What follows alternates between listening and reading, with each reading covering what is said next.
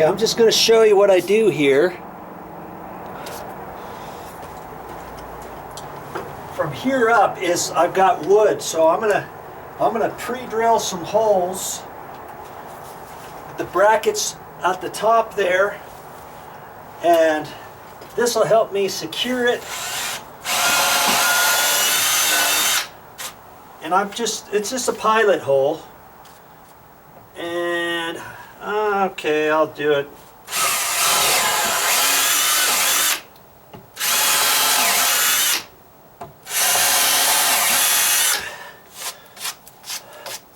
Like that.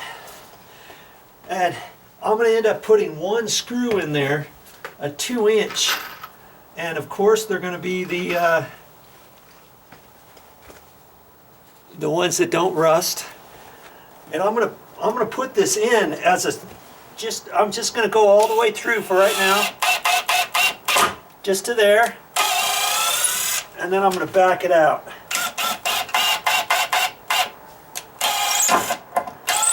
Just so it makes it easier for me when I get up there, okay? In fact, I'm going to leave these in now. I should have just left that in. But I go all the way down flush so it sinks in there and then pulls out. That way I don't have to worry about stripping it in the OSB plywood.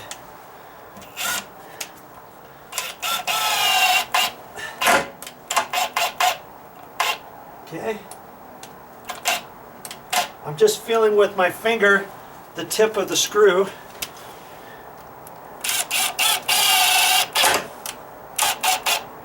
There. Right to there. Have that ready. Now I'm going to flip this over. I know where my mark is. And I'll put it on this side.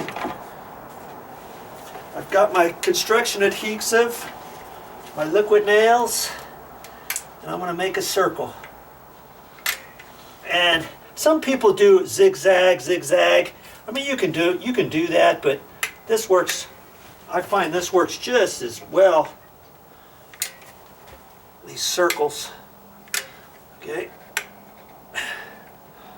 And that's going to go on the back of the I got stuff all over my glove. Dabbity nabbit. I mean, you can put a couple of these in there if you want. I had this. I had to poke that, and then I didn't wipe that off. See what happens when you don't wipe it off? This whole time I've been wiping it off each time, and I thought, I don't have to do that. I don't have to wipe it off every single time. Well, now it's all on my gloves. Oh well. It'll dry. Usually when it gets on my fingers, I let it dry, scrape it off, or whatever. Now I have to be real careful. I've already dry fitted in there. I had to shave it off about 1/8 of an inch at the bottom to make it slip right on in there. So now I'm going to have to lift it up in there and be careful about the glue so that it doesn't get all over the place. I just have to be careful with it. I had to think a lot about this project. Make sure my fingers don't get on the glue.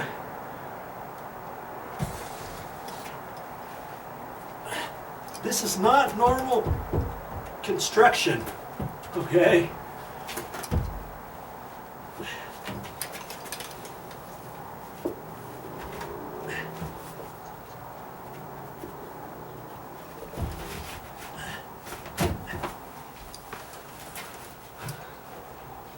Got it right where it needs to be. Now I can take my drill in there, get the bottom ones.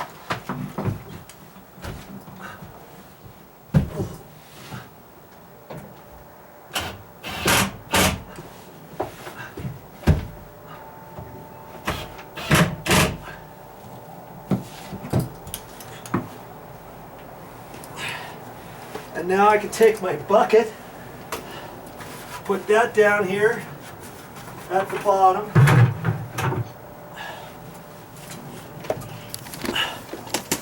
So I just have my bucket on there. I gotta be careful now so that I can reach up. See, I already got those first 2 screws in. I can put those 2 screws in, then I gotta reach way up high and get those last 2 screws, and I'll use the 1.25 inch screws for those. Okay? That's my next step. I could try to jump up there and get up there, you know, but this makes it easier if I put the ladder up here. I've got to situate it just so that then I can get up here on this bucket.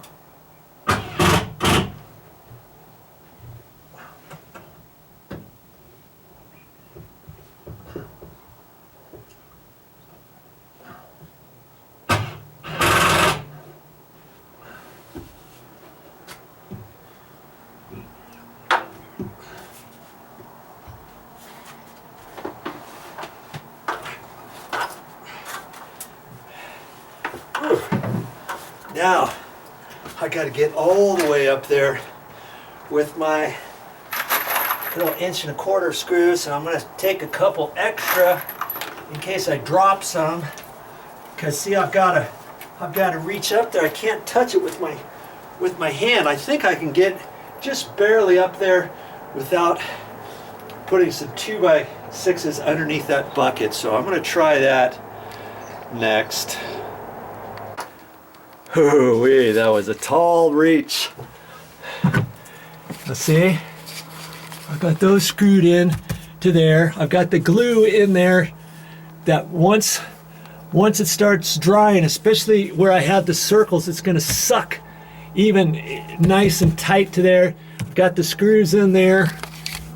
I was able to reach the screws, and see, I even got those 2 screws up there in the bracket. That was a very tall reach from this bucket, but I did it. You see why I put that bracket there now? I wasn't gonna like, oh hey, just toenail it up there. How am I gonna get up there with a hammer or a drill or anything like that? Plus you put the screw in there and it comes out, it doesn't sit as nice. So that's why that's the reason for those brackets way up there.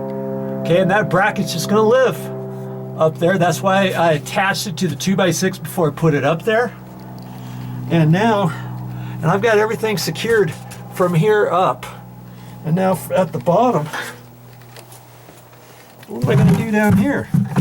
Well, I'm gonna put some more brackets. I'm gonna tap this over first off. Looks like I can push it over just a little bit. And then I'll secure it at the bottom with another one of those clips here, and I might put one on the side there too. No, just one at the bottom. And once I put that clip on, then I'll come over here and put a screw at the bottom and then work my way up, and that'll suck that nice and tight. Guess I might as well show you this. And guess what I'm going to use for my bracket? Remember those small little ones? I thought I would use it for something.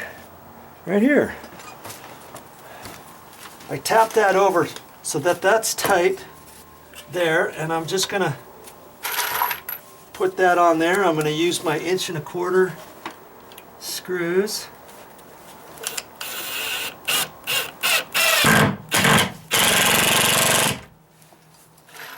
I like that thing, because it can go, it just sucks it up there tight. If I were to use my other drill, I couldn't have done that.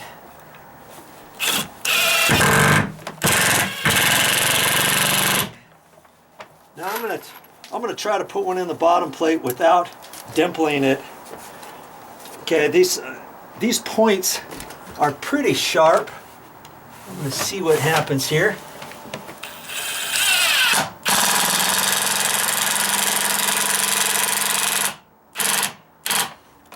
That worked. Looks like I can go a little bit more.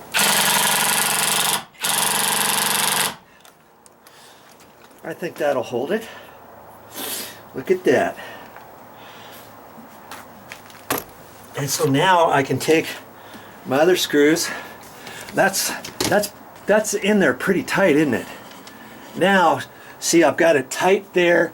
I've got it tight right up there. And now I can fish back in there and put some screws in at a slight angle and call it good. Now see, from the edge of that, I can measure from that out to this bottom plate here. And that's 11.5. And so if I go all the way back here to the edge, I got almost 13 inches to there. Okay, so that tells me I got about 1.5 inches on the back side to play with. So that's how I figured that out. So I have to be within 1.5 inches right there, and I'll go right up along that seam every, I don't know, 10 inches or so, and that'll secure that nice and snug. Speaking of positive, you know, I could have looked at this and said, hey, I shouldn't have to do this. We just purchased the house. Somebody else should be responsible for this. And, you know, I'll probably ended up going back and talking to the owner and talking to the guy who built this and talking to different people on what happened and all this kind of stuff. But I'm trying to stay positive and stay focused. This is my classroom training area for you, so that you can see all the different things that I'm doing and you can learn from that. So that's what I'm taking out of this. I'm being as positive as I can, and I'm spending, you know, I could just do this whole thing without doing any videos. You know how much longer it takes me to make videos and explain things instead of just doing stuff? You know, it takes some time and effort. I'm doing that as a positive thing for you to teach you how to do things like Joe. Hey, I'm just an average Joe. If I can do it, yes, you can do it too.